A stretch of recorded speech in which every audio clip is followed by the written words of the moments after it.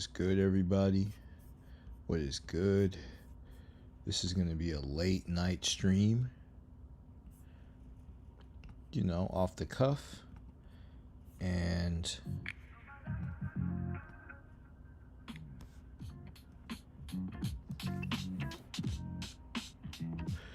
we are going to discuss this article. So this is an article that was banned, surprisingly enough, well, probably not surprising to a lot of y'all out there. This topic, this Olmec topic, is super controversial because to me, it basically exposes why, we do what we do. This is basically, of all of the many different diasporic African, modes of analysis and history in terms of the African global presence, the Olmec topic is by far the most controversial. By far. Because, a lot of y'all who will be listening to this are familiar with Runoko Rashidi. You're familiar with, the great scholar who did work creating an immense amount of photography about the global African presence, basically showing different examples of Black physiognomy or Black appearance across the planet. So his work is very legendary in that regard, and just exposing people to a larger grasp of what it means to be African and what it means to be inspired to be an international people, a global people, which is what we are.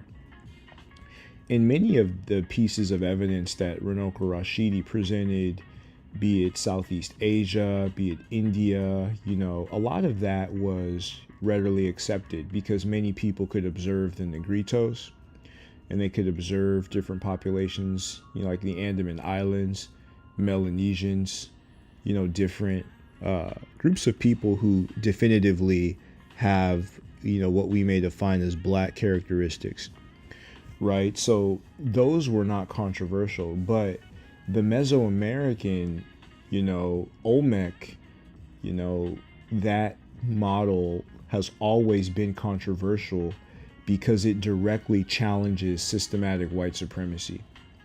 It directly challenges the notions of naval supremacy. It directly challenges the isolationist approach, which says that only Europeans can influence change and contact around the world, which we know is definitively not true. Even scholars like Chris Arrett, before he passed, stated that African agriculture, African agricultural technology influenced the development of the Harappan civilization or the Indus Valley civilization.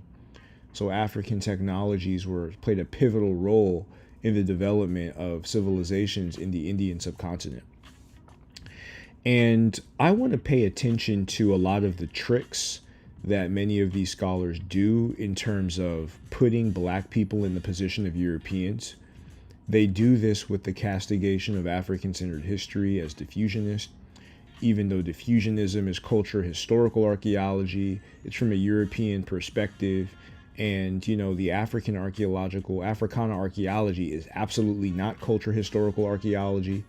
And, that's a little bit more technical. But they do these things and they try to put Black people in the position of Europeans. When in reality, in terms of the dichotomy between imperialist and so-called quote-unquote indigenous populations, African people would represent indigenous populations.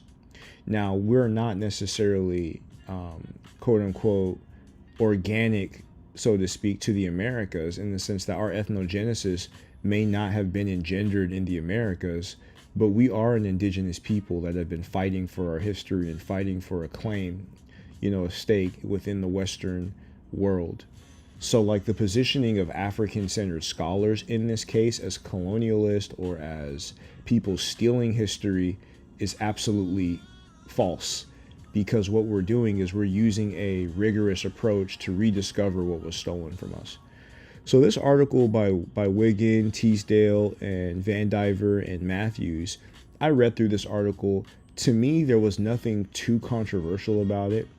I think that many of their propositions could have been strengthened with the amount of rigorous analysis that we've put in.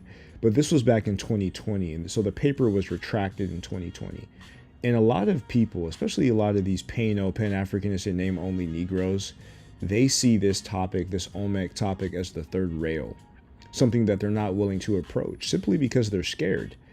They're weak and they're scared, and they don't know how to engage in accurate analysis to be able to debunk this. Now, when it comes to my journey, I spoke about this ad nauseum. My position on this issue really hasn't changed. I've always maintained a slight degree of skepticism with respect to Ivan van Sertima's analysis, in the sense of, seeing his usage of Fell and seeing his usage of different scholars. I always, took a more of a hesitant approach, but, never really denied the fact that there was African contact. And with respect to the research that I've done recently, I think it's indisputable that there was African contact, and denying it just shows ideological bias. Just like this frame on the right, the idea of denying Abubakari's voyage, into the Americas, denying that there's primary evidence documenting it, is ideological bias and baseless skepticism. Because there's clear testimonies, the Donkigele testimonies, the Kele Niagasola testimonies, the Sinbi testimonies, the Kuyate testimonies. There's a compendium of oral evidence proving this, right? So let's going to get into this article. I'm going to just read through a little bit of it. Shout out to everybody who may be listening. If you could hear my voice and you can hear me loud and clear, you can just drop a 1 in the chat if you are listening. I know this is late, so a lot of people will probably be tuning in after the fact. But shout out to everybody on board today. In this early morning impromptu live, I just kind of wanted to get this off my chest before moving forward. Okay, let me see. Let's just get this out of here.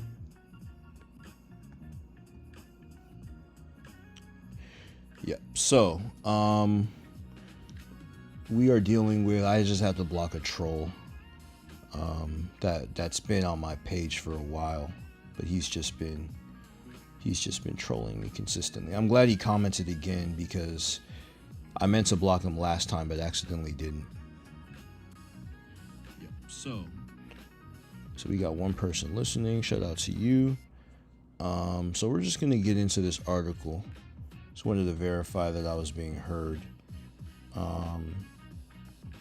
If you're, let's see. So here we have it. So today's multicultural education efforts typically use additive or supplementary approaches, which minimally adds to curricula that were not intended to educate minority students.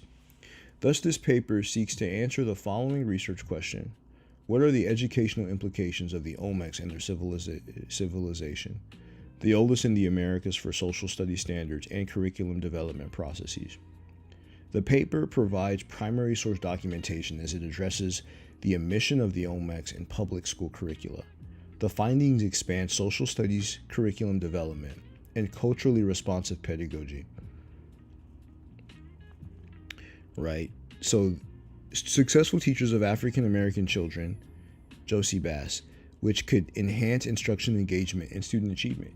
Right? So basically, these scholars are trying to incorporate Tutu Shi research into the curriculum, Olmec research into the curriculum. And, not only would this promote, academic achievement with respect to, inspiration and knowing the ability of our Black ancestors, African ancestors, but it also speaks to nautical technologies and the importance of nautical technologies. Nautical technologies in the contact of America. So when we say discovery of America, we had to be careful with that term, and I think they're going to use that here because the indigenous people were already here. So what we promote is contact. We promote the idea of a contact model. Meaning that there was contact, the degree of which we may not know, but we definitively can verify that there was contact. So let's move on. Here are the scholars. So again, this was retracted, right? So we're going to read into it, and we're going to see if we can red flag some of the aspects of it that may be not up to par. Let me see if I can make this a little bit longer so y'all could see everything. So it says, over 3,000 years since their arrival, the Olmecs, early pioneers of the Americas, have left an indelible mark on La Venta, Mexico, where stone statues and step pyramids mark their pre-colonial presence. Africans showed their brilliance as they utilized cutting-edge technology like those to build the pyramids when they applied their skills in shipbuilding, as well as their understandings of geography and trade winds to cross the Atlantic, which was originally called the Ethiopian Ocean. Right, so, they have Deal cited here, which he wrote that racist article against African-centered studies. And I think this first sentence, there's not too much controversial here, with respect to the frameworks. So, I think that if you're talking about Homo sapiens sapiens, us as a species are African. Now, I use the term Megalayan African as a way of basically, putting some chronological breaks on the consideration or chronological barriers on the analysis. So when I'm talking about Megalayan Africans, it would be those engendered in Africa within the last, 4,200 years. Right. But in this sense, there's not really that much controversial here. Now the Azapastella speaks about a voyage of the Olmecs across an ocean, right, to get to their present location. And that could be metaphorical, which many scholars have intimated, whereas other scholars like Winters have posited that this is an indication of a transoceanic voyage to get to the Americas. Now, the controversial element that numerous scholars have spoken about is the African voyage, the Atlantic voyage, whereas the non-controversial element is the Pacific. Whereas most Americana scholars, even though it's a little bit tenuous, they accept the idea that Asians and Pacific Islanders crossed the Pacific Ocean to reach the Americas before Columbus. This has all but been confirmed. It's been pretty much solidified with the presence of certain fauna from Polynesia in pre-Columbian America. It's been pretty solidified. And people note the distance between Easter Island and South America, and then the distance between Hawaii and, North America. Whereas if you look at the distance between Cabo Verde, and the Caribbean, it's pretty much the same. I think it might actually be a little bit less, guided by a current. So the transatlantic voyage of all the voyages is actually the easiest. Martin Bernal pointed that out. But let's continue. Deal notes that the Olmecs were inhabitants of Mexico's South Gulf Coast lowland from as early as 1500 BCE. These findings challenge the Christopher Columbus discovery myth, which is a core tenet of public school curriculum and a central aspect of the miseducation epic. So in this case, you can say that the discovery myth is debunked because indigenous people are already here, or you could say that the Olmecs were Africans that debunked the idea of Christopher Columbus's discovery from the so-called Old World. While many distinct Olmec societies existed in the Americas, they all shared unique cultural practices, distinctive African art forms, and language systems. Sarge Barton, Grove, and Van Sertima.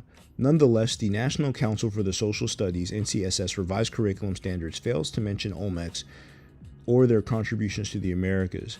This limits and suppresses important multicultural perspectives, which could enhance social studies curriculum development and engage culturally responsive teaching practices. So right off the bat, I would probably say on the language point, he should cite aerial diffusion or contact. I think the contact model is better because I wouldn't necessarily say that we can definitively demonstrate that all of the Olmecs were of African extraction. But we do have evidence that the elite and, some of these merchants who contacted them were. That's pretty clear. I think it's really impossible to deny that with respect to the evidence that we've presented thus far. So this precarious omission ignores the diverse histories of pre-colonial people.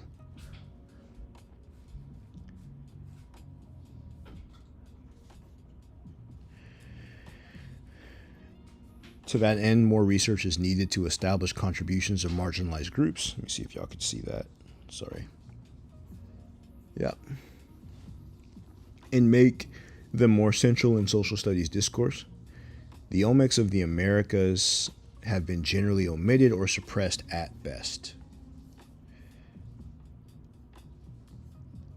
You know, and that is very, very clear that the suppression has for sure happened with respect to the Olmec civilization.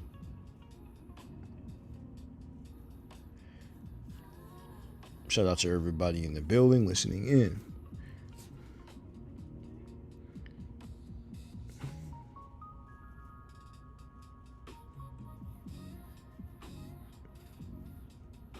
To that end, more research is needed to establish the contribution of marginalized groups, and I got that, in public school curriculum and instruction.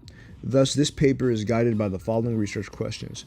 What are the educational implications of the Olmecs and their civilization, the oldest in the Americas, for social studies standards and curriculum development processes? Applying the tenets of Afrocentric theory and critical race theory, this research provides important history on the Olmec civilization in an effort to correct miseducation in public school curricula. Ultimately, it expands social studies discourse to improve teacher preparation to address multicultural education. To achieve this goal, one must understand who the Olmecs were and their contributions and their connections to Africa, right? So he's citing some studies, some other sources here. So now it's going to get into the theoretical framework, which is also very important here. So, wait a minute. I think I went too far.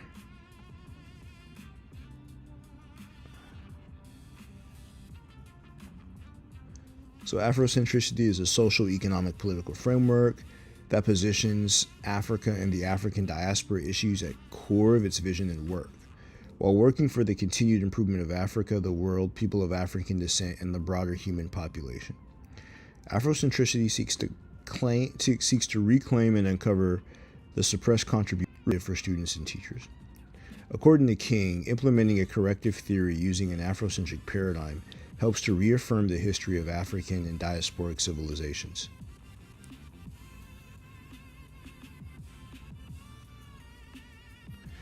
Getting a little bit of a lag.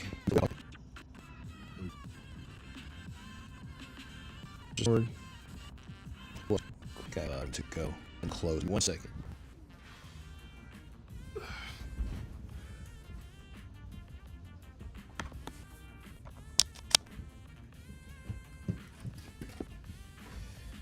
One and there. Close. So we're lagging up. Yeah, there's been some screen.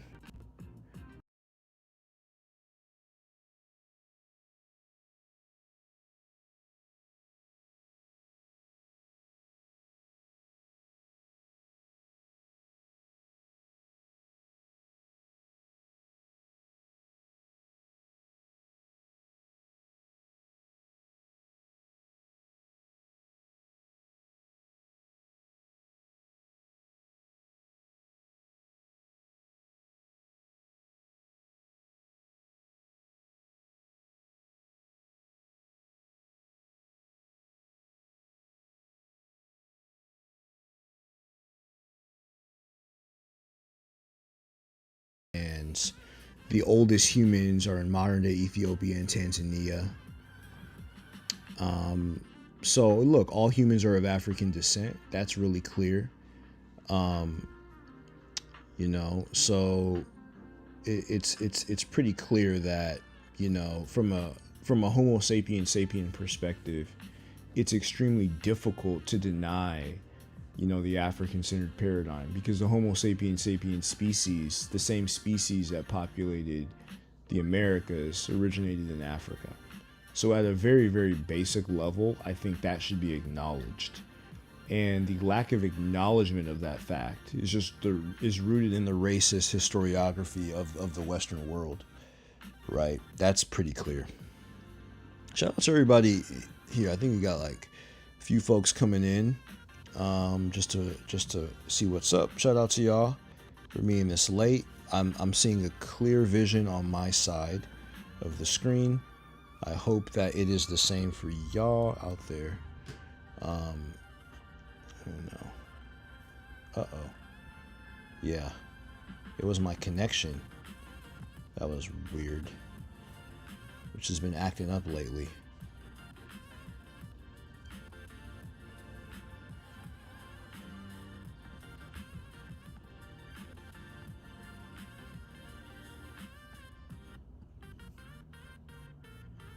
I just need to know if y'all are still there. It's just acting weird right now.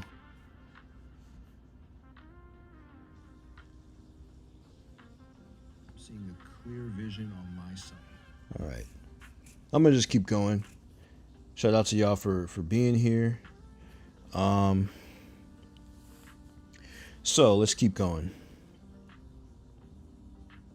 Nothing too crazy so far. Honestly, nothing too crazy so far. I got slightly disconnected. So critical race theory, getting into critical race theory. And critical race theory is used as a framework to discuss a variety of educational issues, including the whiteness of the dominant education curriculum and the deficits faced by black and brown students. And this is an important part because when we talk about Afrocentrism is nowhere close outside of black spaces. It's nowhere close to the impact of Eurocentrism, which is the predominant. Shout out to Jew Marielle. Thanks for commenting. My screen was lagging, so I hope it wasn't as lagged for y'all out there listening in. So again, Christopher Columbus is Eurocentric. He's a Eurocentric model. So the idea that we need to have some type of overreaction to Afrocentrism just goes to show you the racism that's present. Now, one source that I see here is Paul Alfred Barton. Another source I see here is Evans. And Evans is the same scholar that Deal pushed. Richard Deal, in his racist article against black people, where he implied that African-centered studies should be banned from the U.S. education system.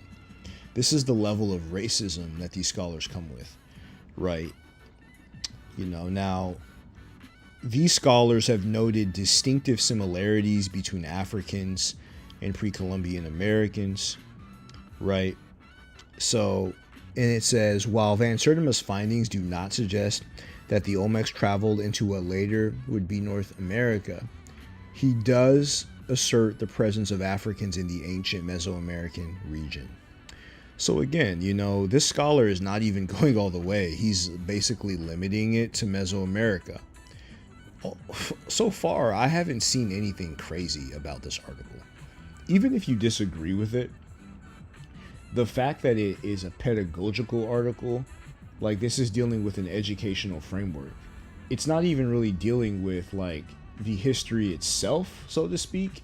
It's just dealing with a framework of teaching students. The history itself is a different debate. So the fact that the journal retracted this is pretty crazy to me as I review it. I remember this story went viral, and back when it did go viral, I wasn't even too interested in this topic. Just as I stated before, being a basic skeptic, but understanding that more work needed to be done on the topic. I wasn't really one of those who were so invested in it as I am today, because I see it as an important topic to discuss just due to the attacks, the racist attacks against African scholars. So here we have Van Sertima noting the thought that Africans may have preceded Europeans such as Columbus to visit what is now America upends all conventional thinking on how, when, and in what status Africans first arrived on these shores. The thesis that those who were among the first to discover the Southwest may have been African or of African descent is a revelation that changes, for some, the entire paradigm of prehistoric life in the part of the world that is now Mexico and Texas. So it's important to expand the conceptualization of early African history beyond transatlantic slavery. This has been a key principle within Africana studies of just moving beyond slavery, the chattelization period, and establishing a more holistic understanding of African history, right? So understanding the Olmecs is important, right? So without this reconceptualization and expansion of curricula, students in the U.S. fail to receive African and American history that expands beyond slavery and the U.S. civil rights movement. This is damaging for all students, not only in relation to historical accuracy, but psychologically as well.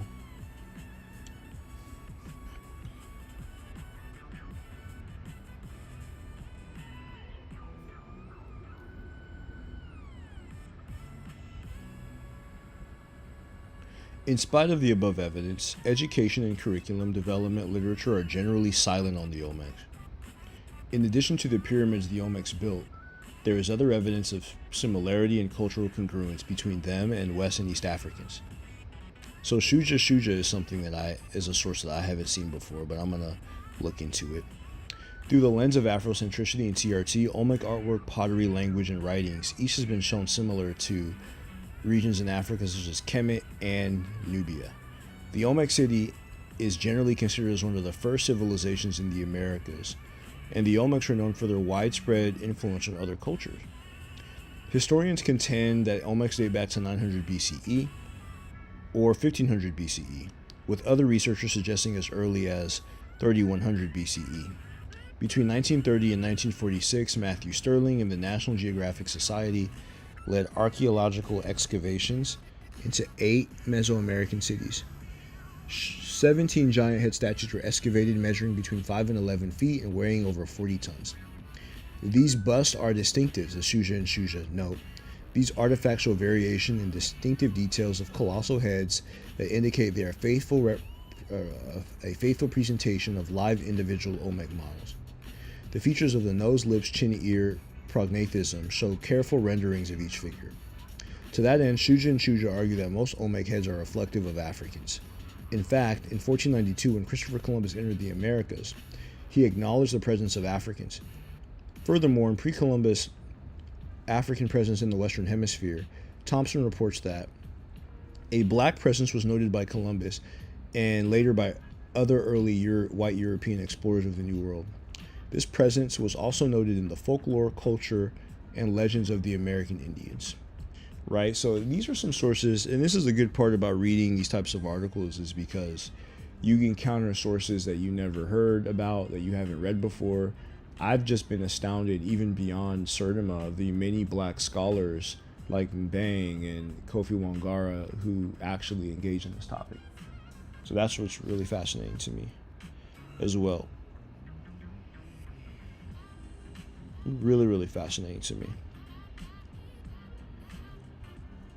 So again, Columbus acknowledged that he saw black people.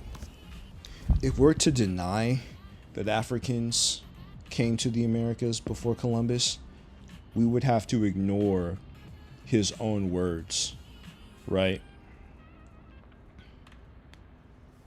We would have to ignore Columbus's own words. So he says the Olmec heads themselves suggest that they were Africans who migrated to the Americas. Now, I think right here he could have added David Kelly's, acknowledgement of the philtrum, or the lip seam, and the cornrows as being something that he sees in African sculpture as opposed to Melanesian. Because many people, even Americanists, they're more comfortable with Melanesians traveling across the Pacific Ocean to get to the Americas, but not comfortable with Africans.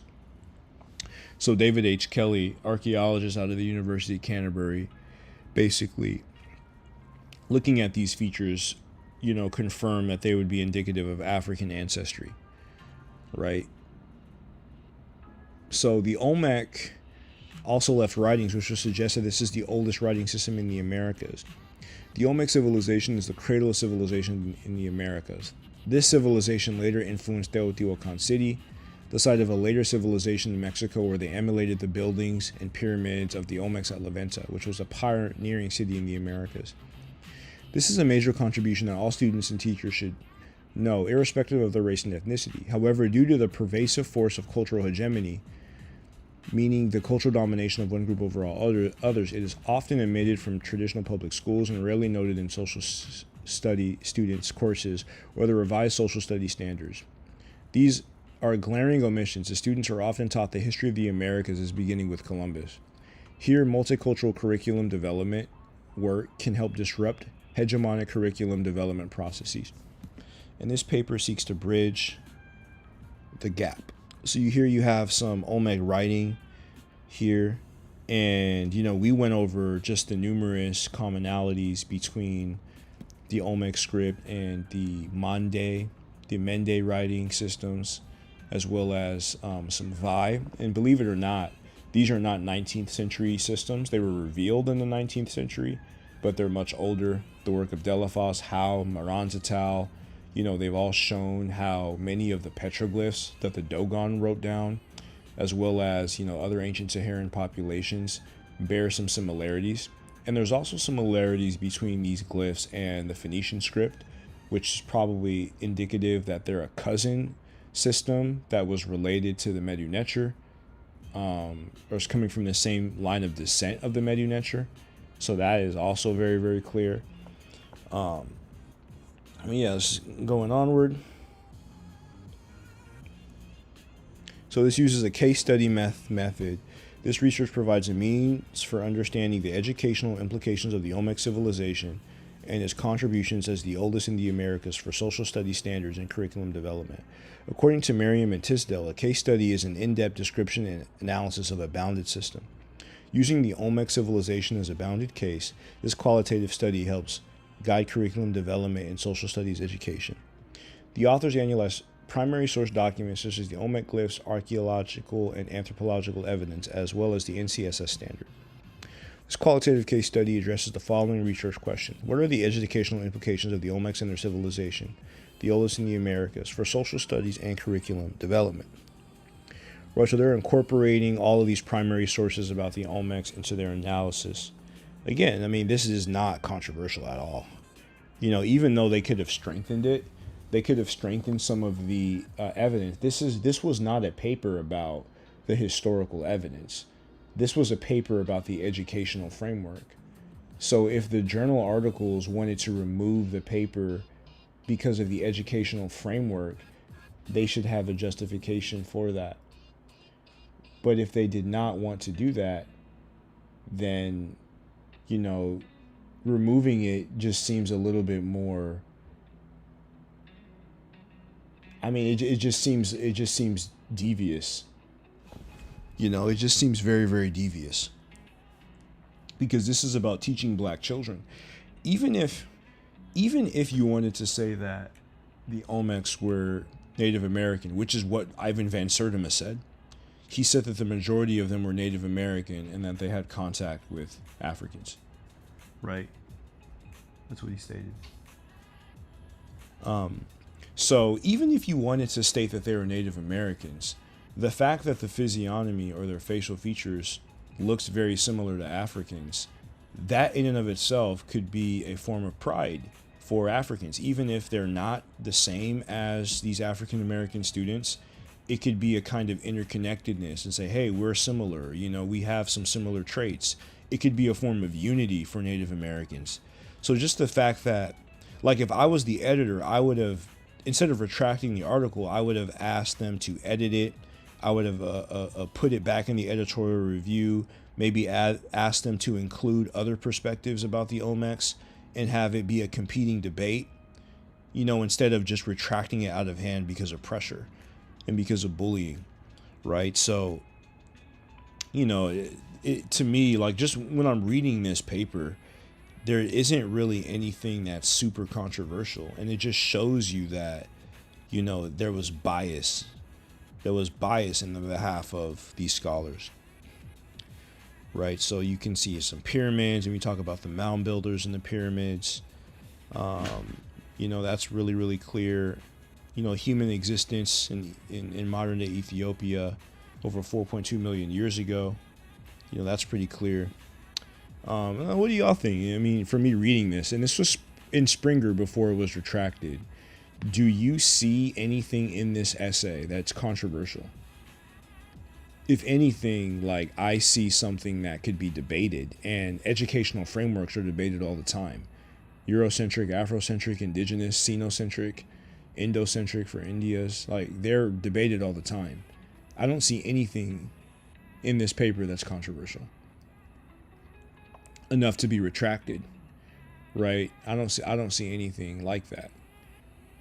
And the Olmec conversation has become a battleground about the veracity of black studies. So, this is something that's very, very clear to me. Shout out to everybody in the build. 7 watching right now. Shout out to all y'all for joining me. Really appreciate this. Been doing more of these night sessions.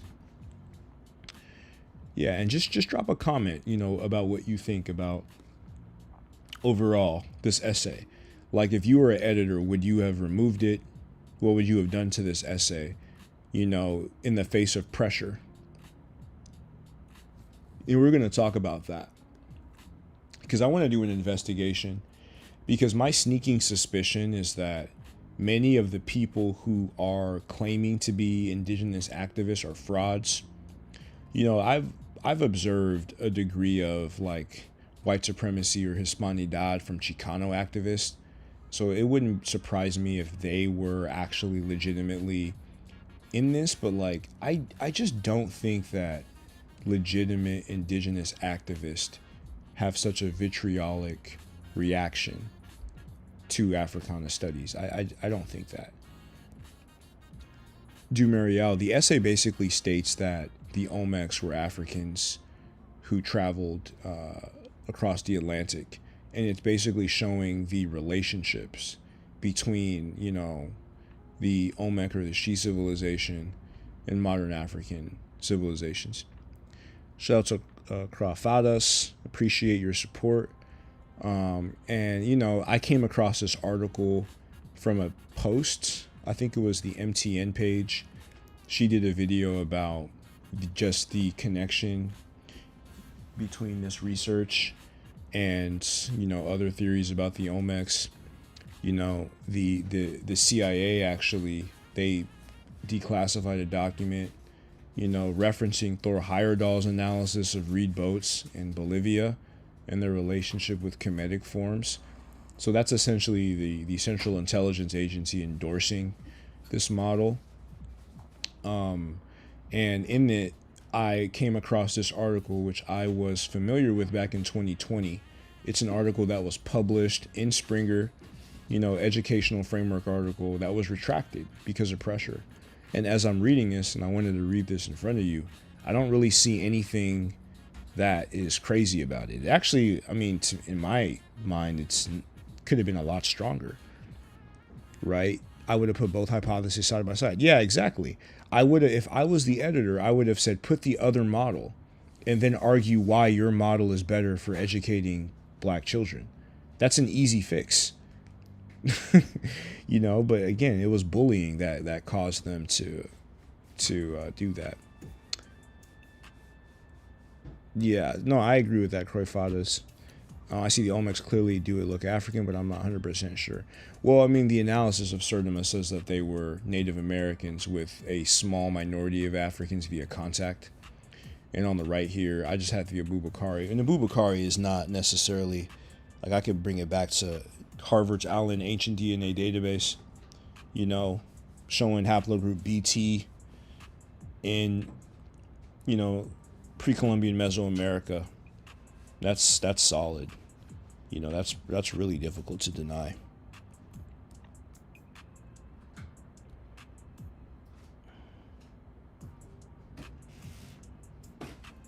Yeah, and this DNA, again, this is kind of like basic African-centered framework. Humans come from Africa. 99% of humans are the same. So all humans, even the She or the Olmecs, would be of African extraction, at least in the Paleolithic period. That's really basic. And anybody who denies that is racist. Like, I don't even play games. Like, that's just a basic piece of information. So then he goes into Kemet, earliest human civilization, and it goes into like how the different Greeks, the Greek fathers learned from Africa. This is well documented right here. So like, there's nothing really controversial here at all. And the thing about it, like Croy Fada put, like that's another thing, because if the editors allowed them to put the two positions side by side, then they could argue for their educational framework, right? That would be the best bet, especially since that's what this is for. This is about social studies standards. That's what this is for.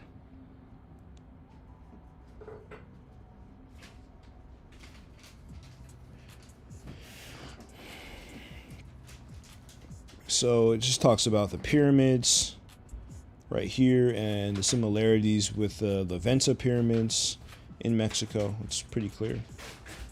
For those of y'all who are familiar with this, Niger pyramids, right? There are mounds in Niger. Then you have the La Venta mounds, which is also very fascinating. Then you have some of the Cascal glyphs, the Cascajal block. Which according to Winter's interpretation would be related to various Manding glyphs.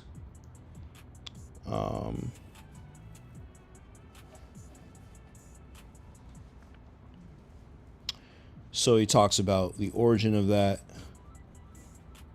as well.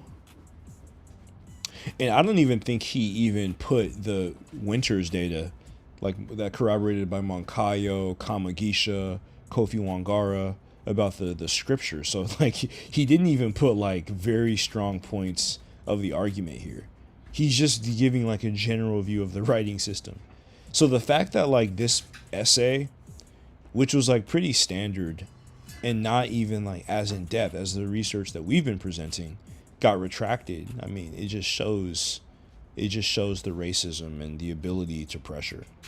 And as I said, we need to review these so-called indigenous groups, because my estimation is that they're frauds. I find it hard to believe that a legitimate indigenous foundation has a vitriolic reaction to black people. I just don't think that. I mean, it could be the case, but this seems a lot contrived. So yeah, and I agree. The burden of proof is in their camp. So it is in their camp. And I mean, at this point, this is like probably the second to last. I'm still going to do a video. I want to do a video about Diop and the fact that among the Senegambians, they have a vocabulary, like a technical vocabulary for ships, in terms of the architectural elements of a ship, the structural elements of a ship, the hull, the V-shaped hull, to the oars, to the keels, to the mast, to the outriggers for stability, to prevent capsizing, to the sails, to the caulking methodology, the waterproofing. They would use fat from animals to waterproof it. They would treat the wood by burning it and allowing the residue tar to cover the holes in the ship. And they had a technical vocabulary for all of these processes. So like, if they didn't have it, you wouldn't see it in their language. The fact that they could define it in their language shows you that they came up with this technology. And the Senegambian maritime tradition is probably the most neglected maritime tradition. I mean, you don't really see any of it within English scholarship. You mainly see it in Francophone scholarship, and then Wolof and Bambara scholarship. So, it's pretty clear. It's pretty clear that they have the ability to cross the Atlantic. And not just to mention that, the mole mariners of Senegambia actually had names for the stars. They named the stars that they used to guide them navigationally across the Atlantic. So just the fact that they named the stars, and they had names for longitude and latitude, before Europeans in their own language. The vocabulary of that alone shows you that they conceptualized these things in antiquity. Ashe, Afro-Brazilian scholar mocked me for I asked about Kemet while he was using Egypt in his presentation. He answered, "Show me a map with the name Kemet in it." Yeah, that one I'm not too sure about, but I don't know the relevance. Like, why is he? Because is he using modern cartography? The Wadi Hammamat mine is the oldest multicolored topographic map in the world from that civilization. I don't know why cartography would be a primary point of contention when it really should be a linguistic thing, because cartography is just a map. And a lot of the maps that we made were perishable. A lot of maps made by Africans were drawn from memory in the sand by diviners, right? According to, there's a scholar, I'm blanking on the name, but Obenga talks about it in his African philosophy of the Pharaonic period text. So yeah, I mean, I think that's really bizarre to put that as a point.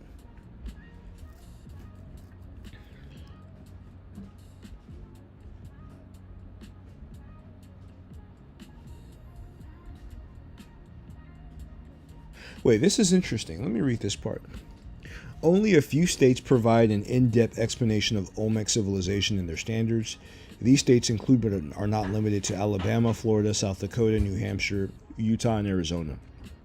However, it is important to mention that none attribute the Olmecs with influencing other cultures. Notwithstanding, the National Board for Professional Teaching Standards mentions the Olmecs in relation to Nubian and Bantu cultures, and posits the following statements in demonstrating as a demonstration of exemplary pedagogy. Accomplished teachers employ the deep understanding content to lead students in evaluating the impact of major human migrations and the resulting global diffusions of peoples, ideas, goods, plants, and pathogens in world history. This evaluation includes the effects of these movements over time and distinguishes between nomadic, semi-nomadic, and sedentary groups and their adaptation to the alteration of the environment. This study may include movements of the Bantu, Aryan, Central and East Asians, and Native American peoples, and the settlement of areas that later evolved into cities, city-states, and early empires, such as Harappan, Nubian, Mediterranean, Olmec, and Andean. Teachers provide opportunities for students to identify multiple causes of and complex push and pull factors that shape migrants and the choices they are given or are denied. Teachers illuminate differences between voluntary and involuntary immigration that are based on causes as varied as food supplies, civil conflicts, and religious persecution. Teachers distinguish among and identify examples of slavery, diaspora, missionary conversion, colonial expansion, and the search for increased opportunity. Interesting. And then we have it here. So similar to the National Board standards, the Department of Defense education standards feature a curriculum section on Africa and the Americas pre-1600. Within these standards, DODEA advocates for students to understand complex societies and civilizations continue to develop in Africa and the Americas. The environment, the availability of resources, and the use of trade networks shaped the growth of Aztec, Inca, and Songhai empires and East African city-states. So it wants the students to locate these empires, you know, and again, like they're already relating the Olmecs to other African civilizations within these different, you know, governmental institutions. So this is actually a really good paper. I mean, and it was published. The editors published the paper as is in the journal. It was just retracted. So when I look at this, I'm just like, you know, I don't know. This is just something I'm gonna look into more and more. You know, but it's just, you know, even though he is a black scholar, what was the name of the scholar? I'm interested to know the name of the scholar. That's going to be important.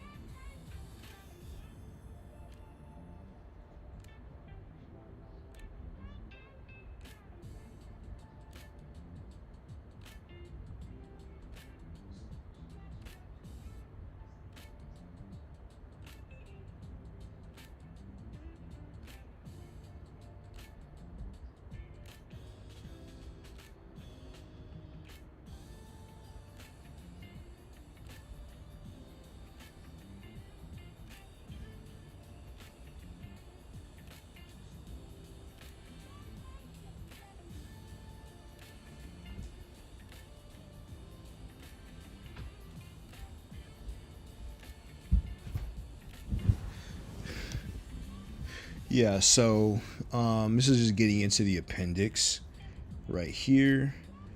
And I just think this was a pretty good paper, honestly.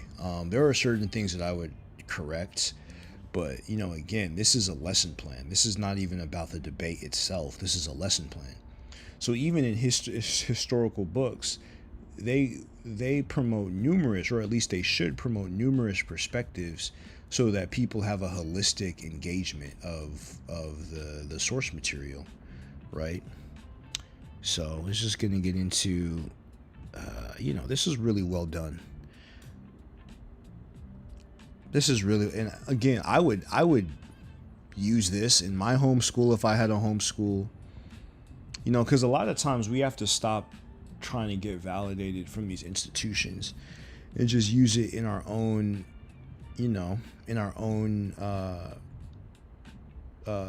scholarships and place of learning, our own schools, our own universities, right?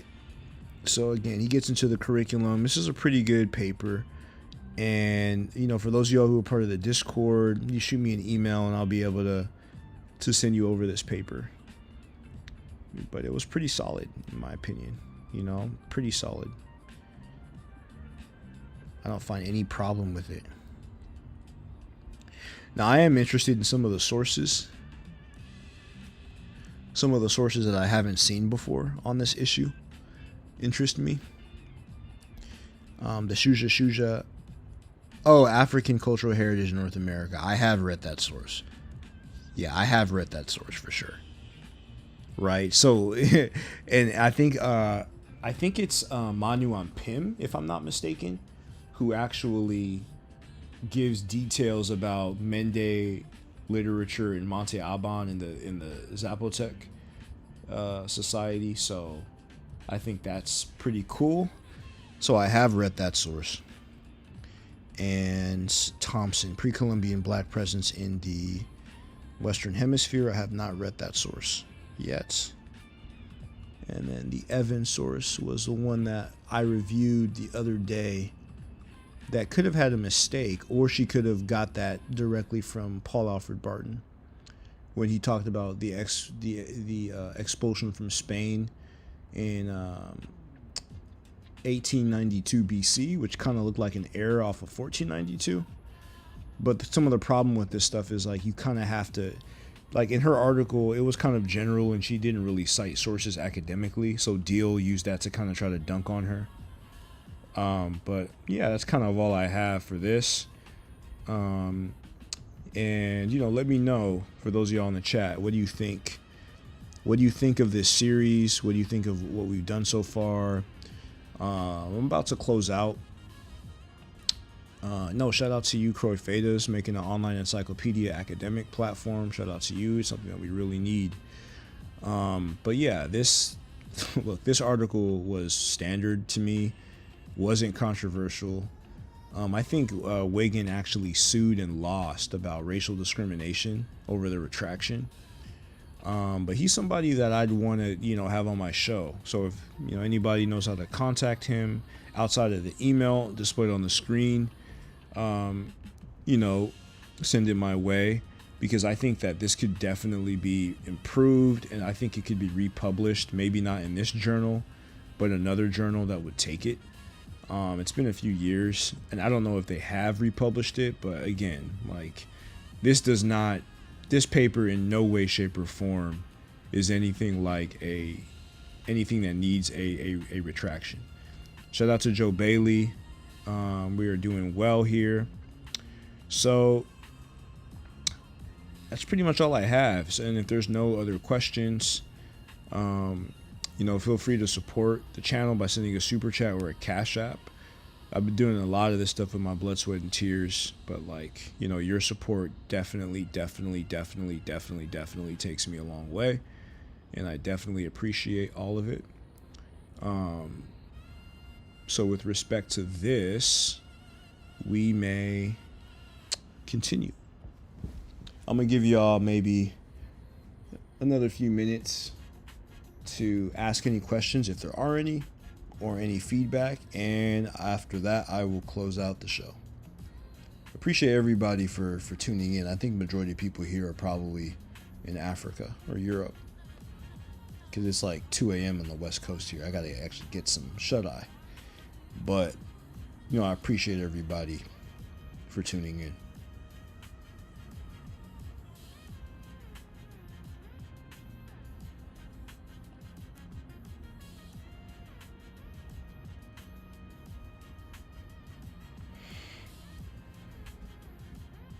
Support is always appreciated too.